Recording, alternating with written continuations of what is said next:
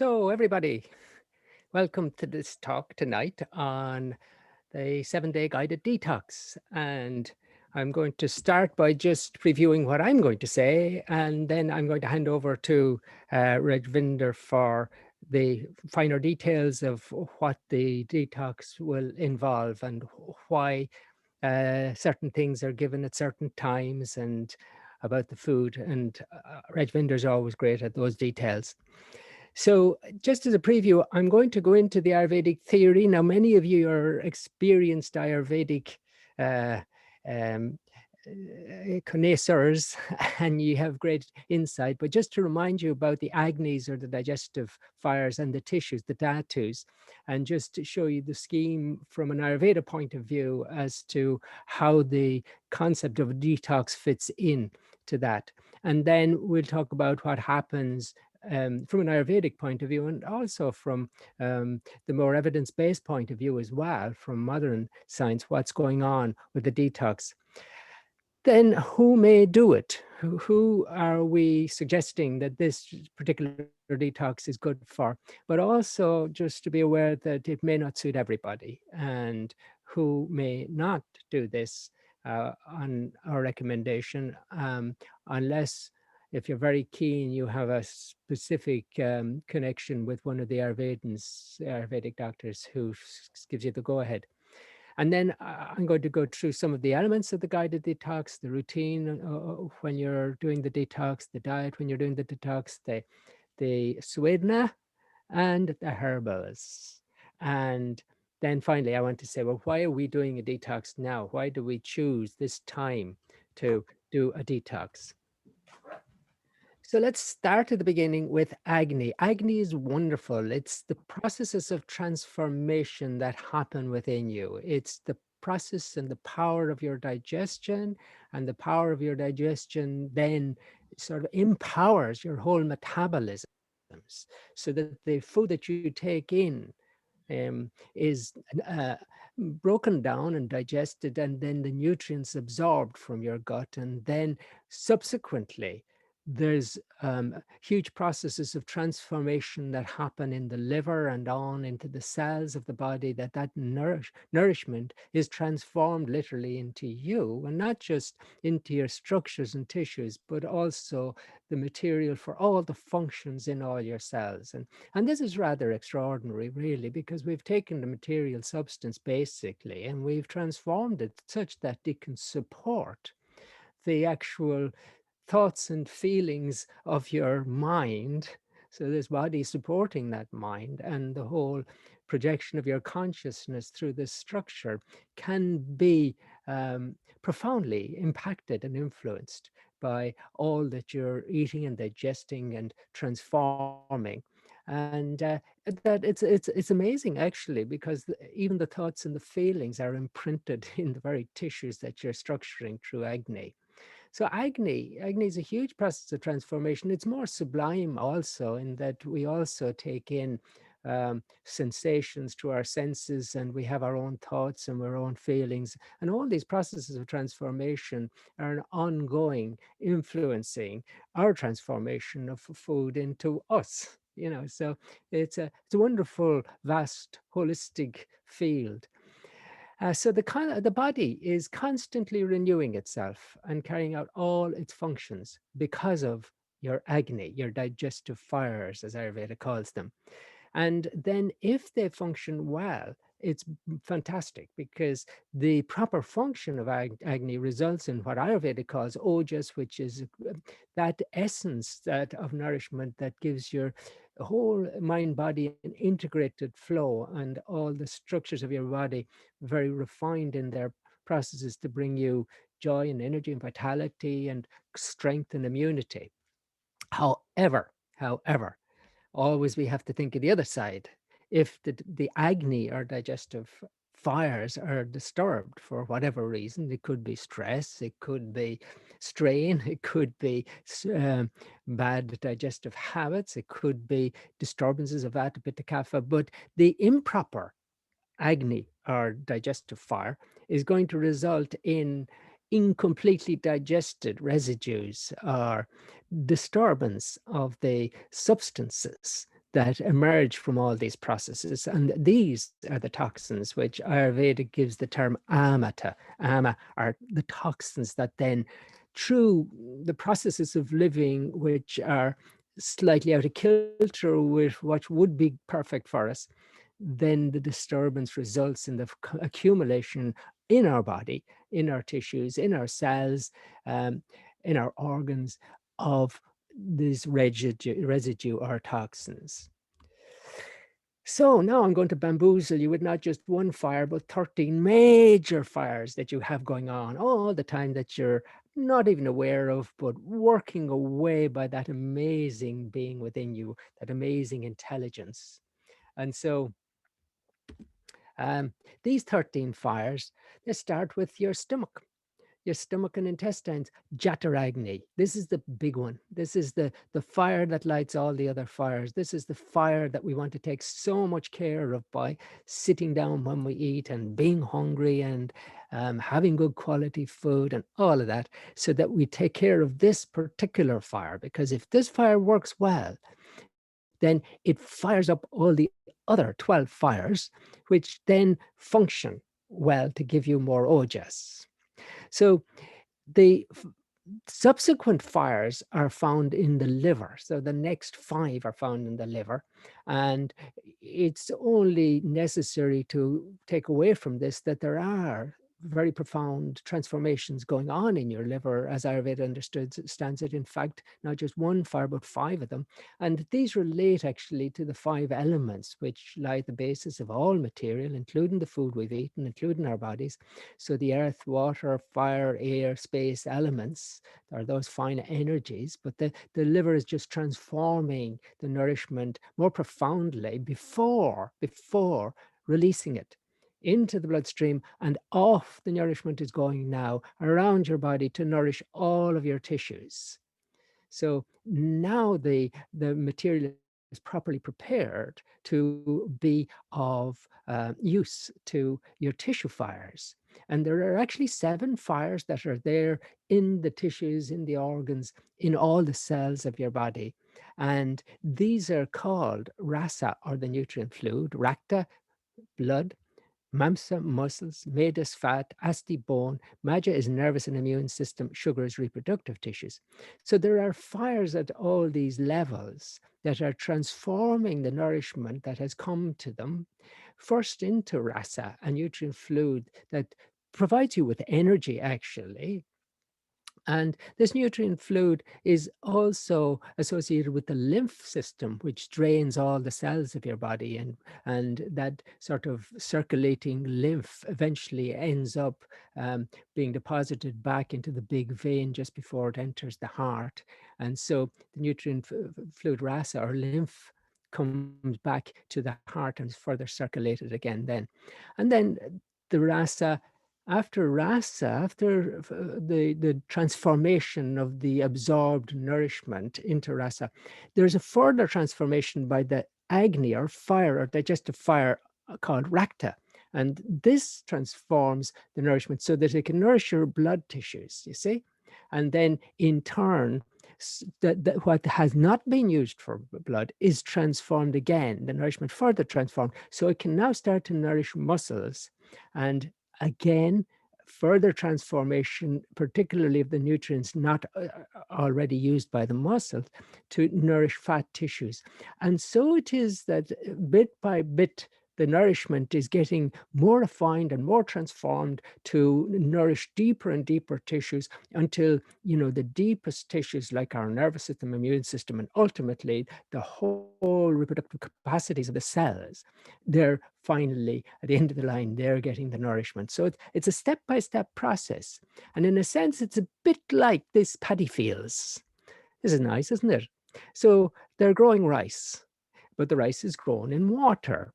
And so they've tiered the hill so that the water can be nourishing the rice in all these layers.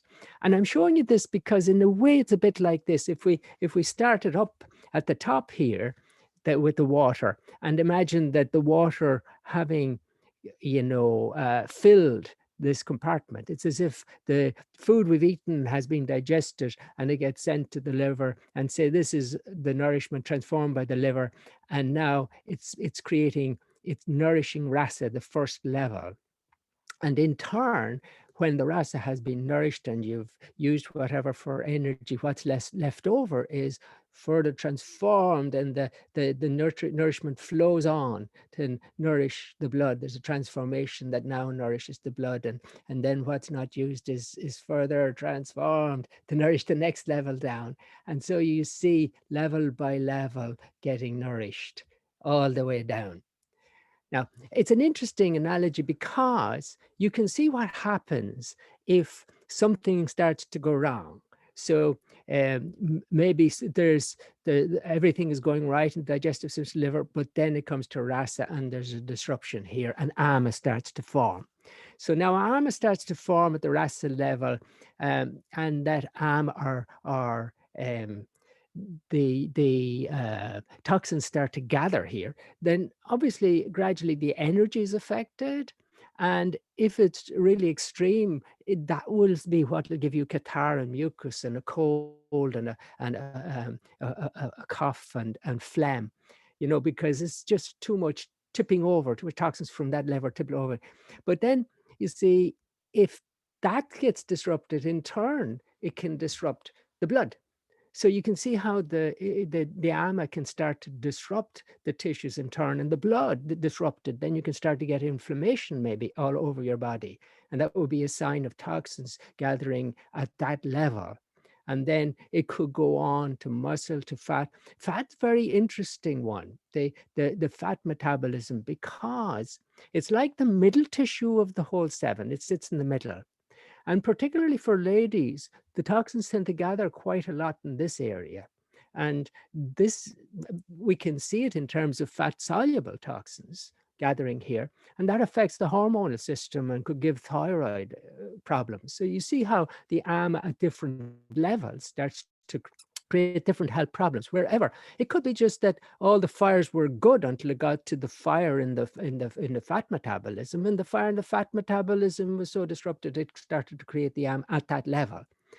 And at that level, then problems may emerge, or problems may emerge in subsequent levels, because if the ama is blocking the flow of nourishment from going forward into the next layer or level, then the bones start to suffer, and then osteoporosis, because the bones are not getting nourished. Or even further down the line, you could have that the nervous system's not been nourished, and people start to get forgetful or lose their memory.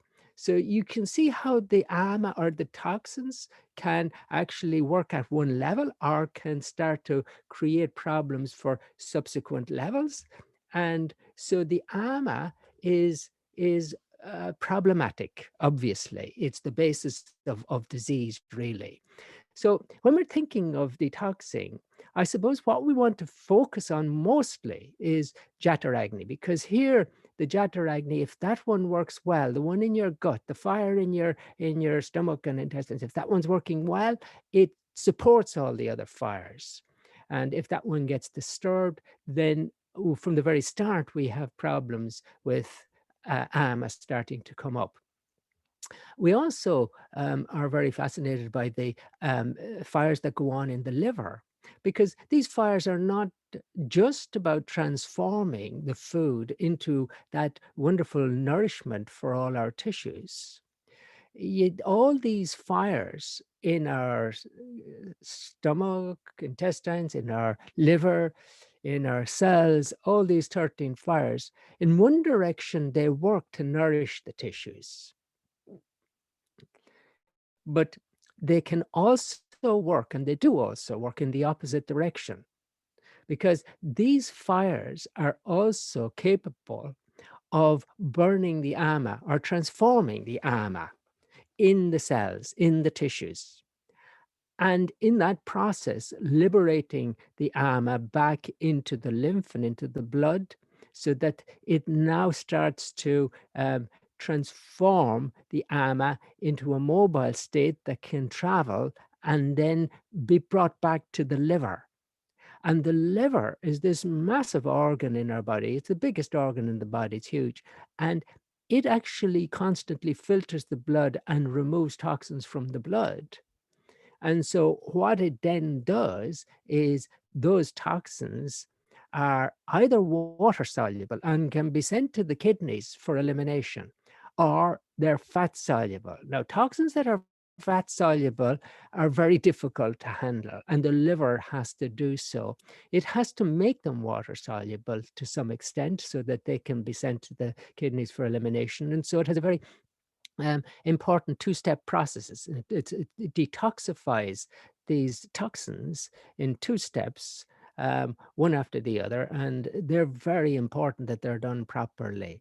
Also, the liver can get rid of fat-soluble toxins by excreting them into the gut with the bile. And that's why in the gut, it's very important that we have good plant-based diet, because it's the fiber in plants that absorb toxins and help to eliminate them out of the body. But if we don't have the right fiber in the gut, then the toxins can be reabsorbed, and we've got more problems with AMA then. So that's the significance of our liver. It's just a huge detox organ.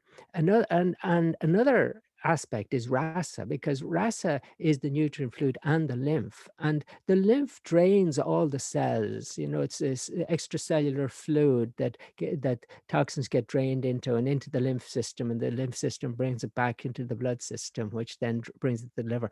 But if the rasa gets bunged up, if the lymph system gets bunged up with toxins, we can see that it's going to interfere with our body's natural ability to clear toxins. And then there's the MEDAS, the fat metabolisms that are so significant, because it's there where fat-soluble toxins particularly start to come to our attention when we think of it from a Western point of view. So the detoxing process is very refined. It's happening anyway, because, every time you go to bed at night, 10 o'clock, you go to bed, that phase of the night is about the cleansing, the clearing, where your agni is going to reverse, clear toxins from your cells, bring them back to the liver, sends them off to the kidney, sends them into the gut. Next morning, you pee and poo and you get rid of them. So we actually get rid of toxins naturally through the bowel motion, through the waterworks, and through the skin. And so those natural processes of clearing toxins is what we want to use to our advantage. That's what our 7-day detox will be supporting and allowing in a more significant way that the body should have the opportunity to clear its toxins. So who may do a detox? Ideally, healthy adults of normal weight between the ages of 18 and 70, right? So that now means there are some who may not. So if you're over the age of 70, we'll chat about you in a minute. But pregnant ladies, some people who are very underweight, we wouldn't want them to do it, or suffering from anorexia, because they would lose more weight on this.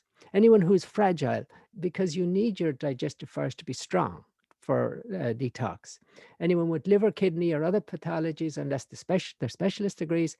People with significant anxieties or depression, because when you're eating lightly, anxieties could only be worsened. If you're depressed, you won't have the motivation to do this anyway. People on medicines, unless they're approved by the Ayurvedic doctor to do it, low blood pressure or medicines for high blood pressure. We just want to be a little bit aware of that if you're thinking of detoxing. Pitta problems of digestion like heartburn and stomach ulcers, because the spices for this might be too hot. Athletes in training and diabetics, we would not want them to do this, because their blood sugars have to be watched carefully, and if they're on medicines, then it wouldn't be a great idea. You could be a little bit lightheaded if you're eating lightly. You have to drive with great caution. So if you fall into one of those and are very keen, you better get in touch with us if you want to do it. Now, between the ages of 70 and 75, if you're healthy, I'd suggest that you do the regime of taking the detox tablets and herbs and spices, fair enough. But we wouldn't want you to restrict your diet too much. we would ask if you were entering this week detox, um, and you're fit and you're under 75, yeah, we would say then just reduce the dose of one of each of the detox tablets on the first day to one tablet, and subsequently 2 tablets for the following 6 days. But just avoid a heavy diet, hard to digest food like cold, raw food, oily food, nuts, seeds, dairy, for that week. And so that would be for that age group. So let me go on and talk about some of the elements of the detox, because the routine, when you're on this week, we would ask you that you have a good routine, right? You get to bed early and you rise early. And that's because, we want to catch those times. Those times are very important, as Dr. Rajvinder will allude to, in relation to the processes of cleansing with the various herbs that you'll be using. And so we want to get to bed by 10. We want to be up early, 6, 7.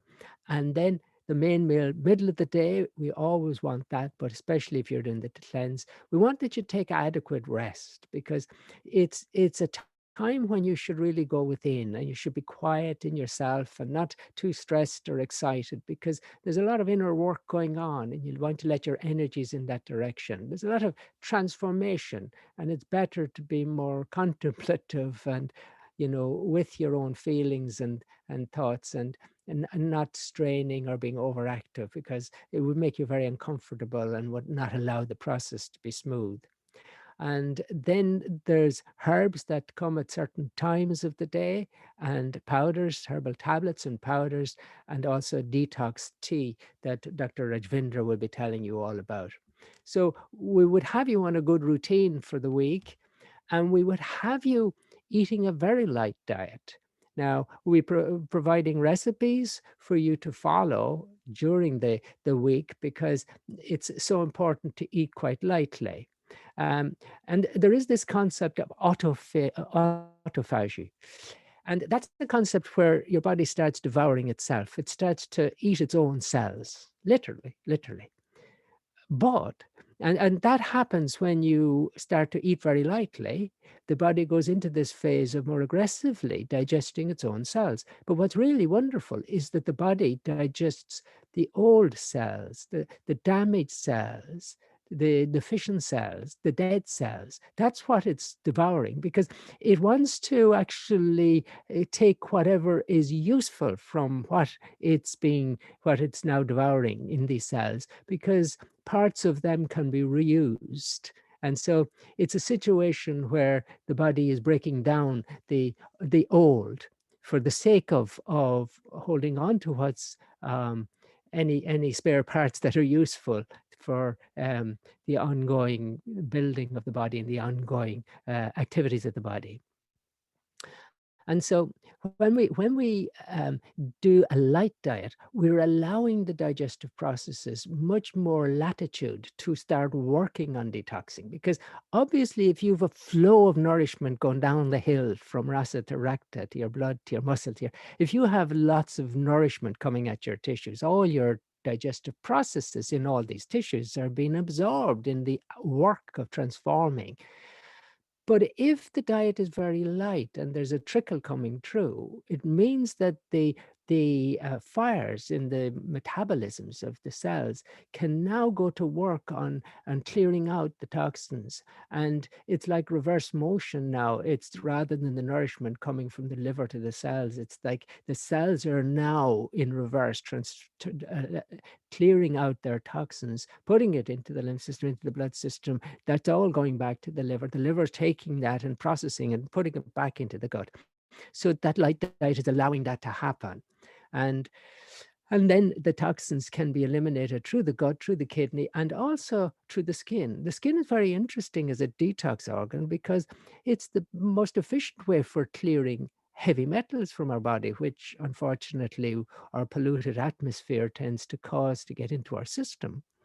Um, when people do a semi-fast or eat very, very lightly, it's very interesting, because all the research on longevity, on living a long life, it's coming down to all those things we talked about in the lifestyle medicine seminar, but the plant-based diet really is very significant. And by the way, if you would like to add a few years to your life, there's one class of foods that you might like to know about, because if you add these to your diet, you will add a couple of years to your life. So what foods do you think those might be? And I bet you'd never guess. The foods are the pulses. The pulses. That's the kidney beans, the chickpeas, the dookie beans, the butter beans, the dal, the lentils. Interesting, isn't it? Um, if you wanted to shorten your life a little, what would be one way of doing it? Having less than 7 hours sleep per night. That's interesting, isn't it?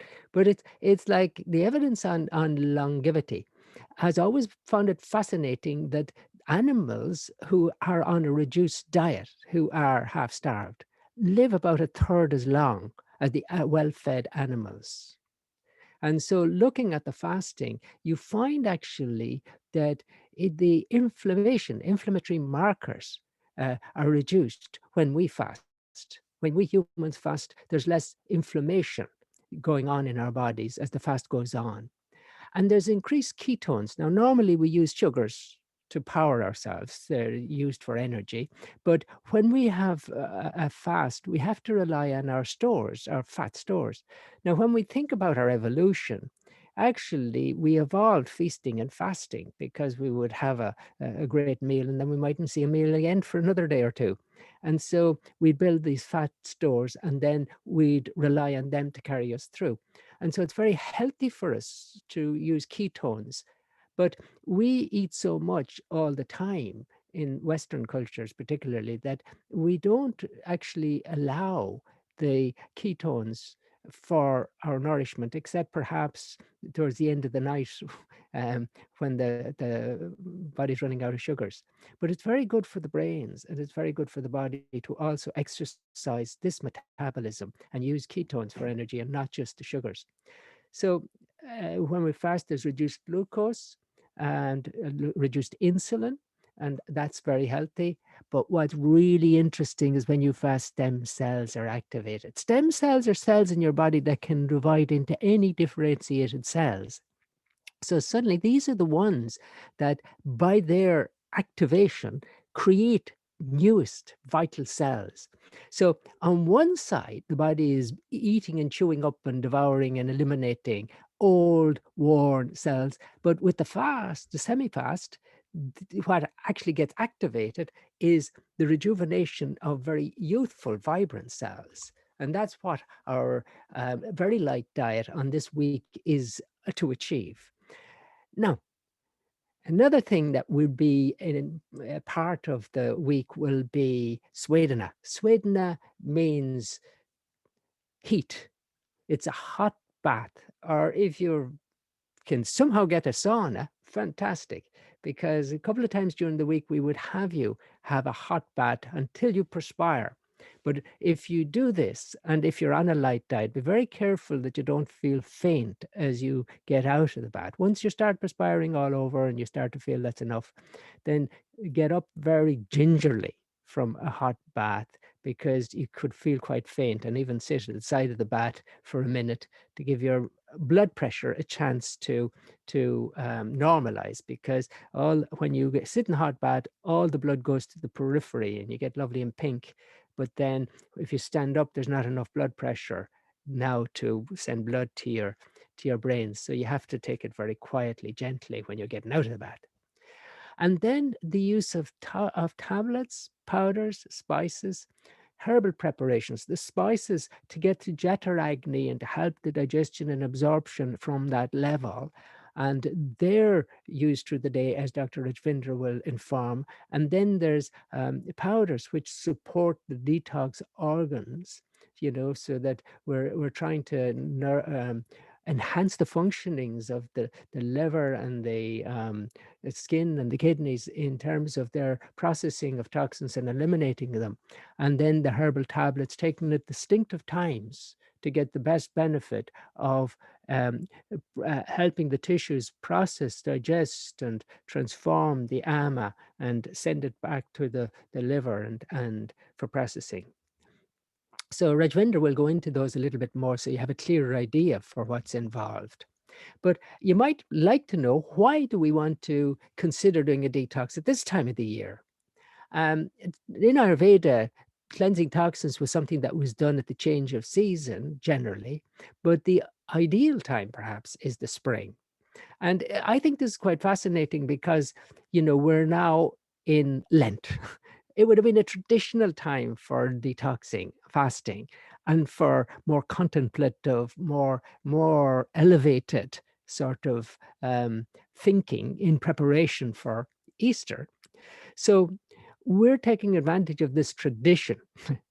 We're following our cultural norm by doing a fast during Lent, but we're choosing to do it just after the equinox. So we're timing it for the 28th of March, because that will be after the equinox, because Ayurveda describes how in the kapha season from December through till May, the kapha becomes more mobile in the body. It increases and then becomes mobile. Now, ama is a distorted kapha. Ama is a kapha. And so the ama is more easy to move, to shift in the spring, because it's towards the end of the kapha season. And Ayurveda says that the sun comes up and melts the kapha, and that really starts to help it to start moving. So if we choose after the equinox, the sun is getting stronger. And then again, it melts the kapha, and it makes it easy at this time of the year for us to use the herbs and the diet and the hot bath and all our strategies then for moving that kapha on out of the body, moving that ama, that bad kapha, out of the body and detoxing. So it's the spring, but the other thing is that the second phase of the moon, when the moon has just gone through full moon and starts moving towards the dark cycle, towards the new moon, that's a natural time of detoxing.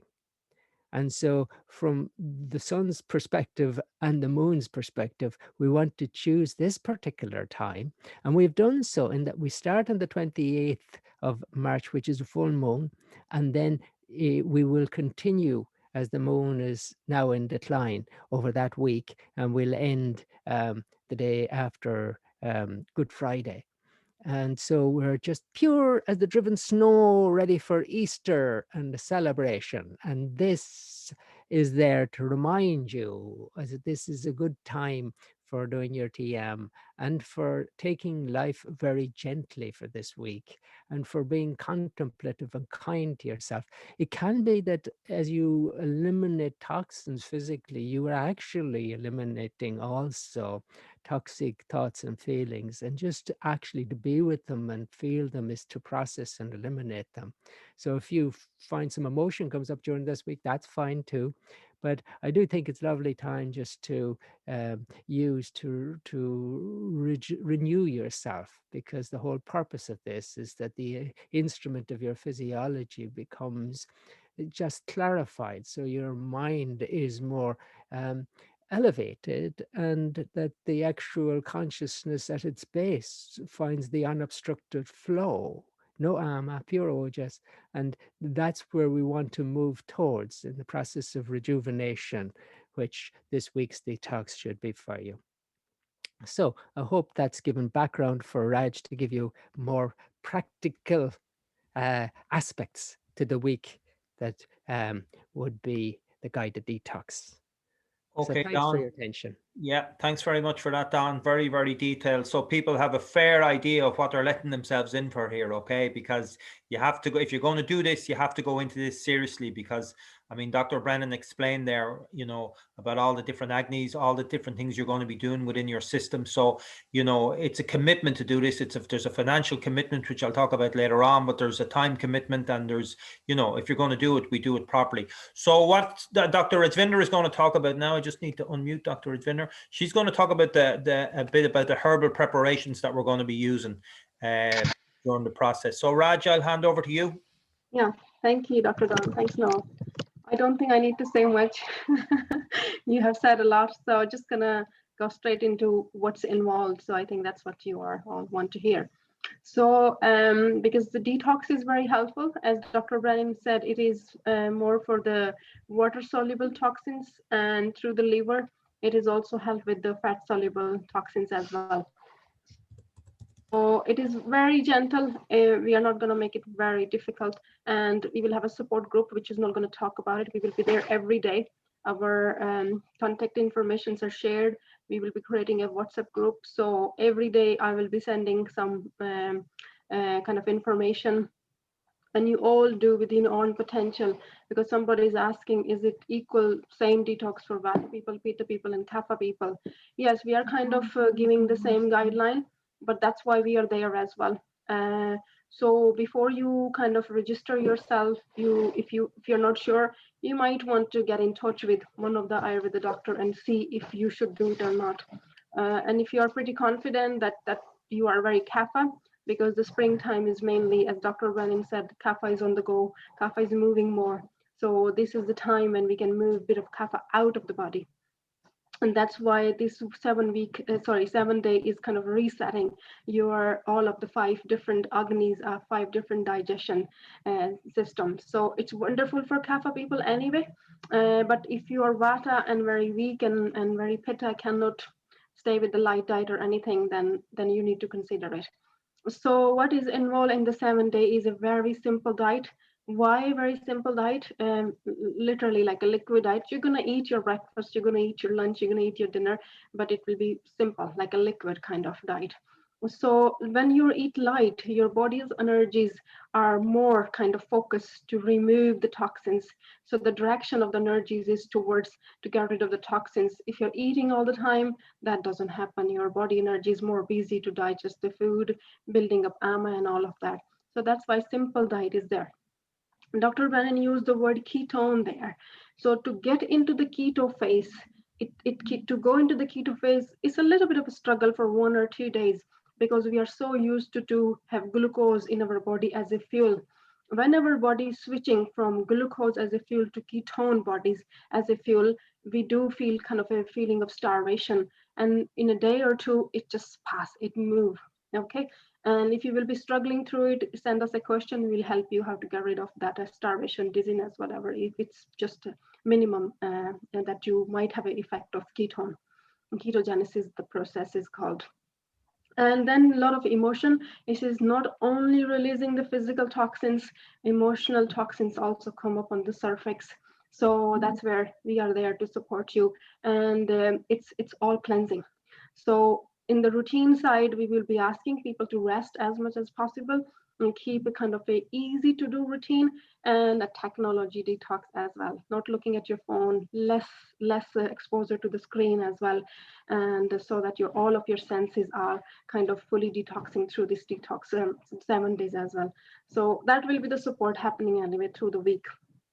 And what's involved is we will be sending you a detox pack, which has 4 different kind of herbs. And it will be like detox herb 1, 2, 3, 4, like that. And there will be a sheet that tell you what time of the day you need the herb 1. So there will be the first thing in the morning, and then your lunch, your tea time, and your bedtime. So that's how the herbs are divided. And on one of the 3 days, there will be powder, which will be like neem and mangishta. So all these herbs are antibacterial, antifungal, and also opening up the lymphatic channels. So some of the herbs are targeting to the liver, because Dr. Brennan emphasized there how important is the liver to the detox. So there are herbs to support the liver and clean the parasites from the colon. Very easy. There won't be any big dying effect or anything as you need any binder or any of that. It's very gentle detox, so don't worry about it. And there are some herbs that's supporting the kidney functions. So it's clearing the urinary tract. And then there are herbs that cleaning the bowel, all the intestinal area. And so through the liver, through the kidney, through the bowel, you're cleaning your liver, you're cleaning your lymphatic system. So it's a kind of a complex mixture of herbs in the preparations. And then there is a herb as well. Let me think. 1010 liver care. Yeah, so these are the four, which is kidney functions, your liver functions, your bowel functions, and a general detox herb for the skin and all the lymphatic systems detox. Okay, and then there will be guidance which day you're going to do the sauna and bath. You don't have to do it every day. That's only, I think, twice. It's going to happen twice during the detox. So your diet is mainly like you get up in the morning. If you're not hungry, you don't eat. If you're hungry, you eat maybe a liquidy kind of a porridge or fruits. We will give you the recipe for that.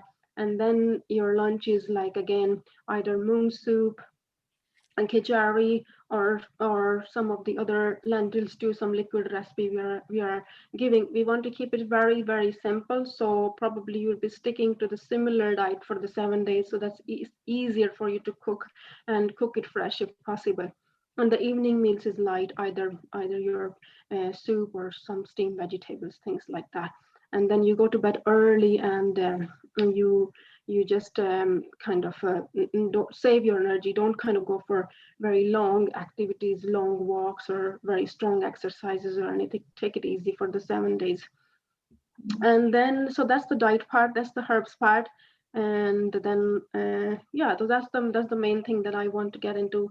Simple diet. We are providing the diet sheet, we are providing the recipes for that, and the herb pack, we are sending the herbs pack. That's why people need to register. Noel is going to tell by what date we want you to be registered, because we want to post the herbs so that you receive on time. The other thing is, when you receive, you should stock up on your moong dal, you stock up on your on the ghee, the cooking oil or other oil that you want to use, and you stock up on some of the like churnas, vata churna, or main simple herbs like cumin, coriander, so that you have enough in the house, and so you not have to struggle, oh, what I'm going to eat, and so that you have plenty of food, because we are not providing the food side in the detox. We are only providing the herbs. Okay, and I think that's kind of main things I want to get into. If you have questions, you can ask on that. So yeah, I can talk long and long about the herbs, but there's no need. The mainly is Dr. Brennan explained about all the metabolism, different agnis. So the point is to speed up your metabolism, giving a rest to your digestive system. And then on day 8, day 9, and day 10, there will be little guidance how to slowly get out of the detox so that you don't jump straight into your normal food and all. So that will be there, and there will be advice how to follow up a little bit after a few days after the detox, before you go back to normal food and everything kind of normally that you eat. So during the detox, it is no meat, no sugar, no wheat products, no dairy products, and no alcohol. So, and no caffeine, no raw food and things like that. So this will be in general guideline. But there is food, because if you're worried, oh, how I'm going to survive if I'm not going to eat and all of that, you're eating. It's not a complete kind of a no staying away from the food. The food is there, but it is simple. So yeah, it is similar to Panchkarma diet. Yeah, so you do Panchkarma when you go to some of the clinics. That's what diet you get, because that's how all the spices are there, which allows the ghee and all the effect of the properties of the spices to go deeper into the tissues, go into the cells. The effect of the herbs go deeper into the cells, into the tissues where they need to do and what the action they need to do. And then you're doing the Svedana and sauna to bring the toxins back to your digestive system. So most probably you're not going to purge. There won't be any strong diarrhea or anything, but it could vary from person to person. So if any of that, you might need to reduce the dose, and so things like that. So it's a very gentle. So if you're working, you're a working person, you're away from home or anything, you can still do it. It's doable. So Yeah, I think, yeah. Some of the questions coming in, can you still go to work? You can, but try schedule it so that you know you can take it pretty easy. Try not to have too much going on. Alison, Shade, are we ingesting oil? You're not. This is kapha season. This is not this is kapha season. So this is not a vata detox. This is kapha detox. No drinking ghee, no oil, and nothing. It's simple. We will do a detox where you do that, but this is not the season for that, you know. So and people are saying that, oh my God, I can't survive without tea, you know, so and coffee. So I would suggest for people who drink coffee, maybe to get some Rajas cup, because it does have the taste of, it does have a coffee like taste, you know. Because we are providing seeds, then you will be drinking a liter of that tea. maybe you don't have time to drink the tea then, but that's what you have time now to slowly wean off yourself from tea and cut down on the tea and see if you can manage a week without it. Or herbal teas, any herbal tea is fine, but it's the caffeine that you want to give your body take a rest from. So see if you can manage. It will be hard, yeah, of course it will be hard, but if you can manage it. So people are asking if you don't have a bath, well, you can heat the bathroom, put the heat on in the bathroom, get some heater in there, the fan heater, get the bathroom really heated up, have a really warm shower so that the body sweats, you know. You even maybe put a little stool in the shower so you can sit down, but you know, you have to sweat. That's the part of sweating. You actually have to sweat. Some people have the little home saunas, but that's probably unlikely that you'd have that. There'll be no gymnasiums open anyway. So yeah, so maybe go to your friend's house and have a bath there or something like that if you can, or you know, do that, heat up the bathroom really hot and have a warm shower, you know. Yeah, So have a hot shower. Mayur is wondering about ketones. So what happens when you haven't got sugar flying around providing you with energy is that the insulin drops. When the insulin then drops, the fats relieve fatty acids. The fatty acids go back to the liver, and the liver creates ketones from the fatty acids. Now the ketones go out to the blood to all the cells, and the cells can all use the ketones for energy. And it's a very good thing for them to have an alternative supply of fuel other than the sugars. So that's what the ketones are. They're the fat transformed to provide an energy source for all the cells. Oh, your walking is fine. Your walking dog, but again, gentle, gentle, because you are eating less. So somebody said, I walk a dog every day. Is that okay? So Yeah, that's a good and thing. yoga as well. Brilliant. Good thing. yeah, I answered them actually. Yeah. yeah. And Again, within your potential. If you feel dizzy, if you feel weak, then you better rest. And with regard to the itchy skin, you know, the whole purpose is to help the skin to clear its toxins. The skin gets itchy when the toxins are getting lodged. So that's why the herbs are there to help this process. And is the fatty liver helped? Well, the fatty liver is actually caused initially by sugars transformed in the liver and made into fats. And we're trying to get rid of these toxins now. So it would be in the right direction. It would be supportive to your liver. But as one person pointed out, I mean, 1 week is not going to clear all the toxins you've spent decades accumulating. But that's why intermittent fasts like that. And it's another part of the week is that there is a long intermittent fast where you stop eating by 7, and hopefully your breakfast is delayed till even 9 o'clock if you can, to leave 14 hours overnight intermittent fast. And that's been shown evidence-based to be really good as well for us. okay, thanks, Dr. Brennan. Yeah, castor oil is not going to be involved in this detox. This is a detox for the kapha season, you know. So you won't be drinking ghee. That's more of a thing that you'll do in the autumn, you know. So you won't be drinking ghee, and there's no castor oil involved in it as well. Okay, Deborah is so very listen. fluent. Deborah is very fluent on the questions. Is 7 days enough? Well, it's enough to get started with. And it's enough to get a reasonable amount of toxins out of your system. But Deborah's asking about a diet sheet. There'll be all that information with all the recipes for the various dal soups, khichiris, soups, stewed fruits. That's all included. And Deborah's asking about extra TM. I wouldn't want to advise, because if I was your TM teacher, I would, but it might be 1 or 2 days you take an extra 10 minutes before your lunch maybe. But those who are not doing TM, of course, they may have their own practices, but the whole concept of just being within and being more settled. You could go to work, but I think just be prepared, bring the food flask with you so that you have your meals. But if you're going to be very stressed and strained over that week, then perhaps postpone and do it another time. A khichdi is involved, Deborah. So allergies, well, detoxing could only be a help. And controlled fasting during the week, it is a bit controlled fasting, but it's not just the fast, it's the overnight fast as well. It's the sauna thrown in at the appropriate time. It's the herbs that are helping the whole processes. It's the actual foods which are detoxing. I mean, the dal soup and the khichdi are in themselves detoxing, as well as the herbs. So everything is designed, even the routine, to make it all more efficient, even the timing of it.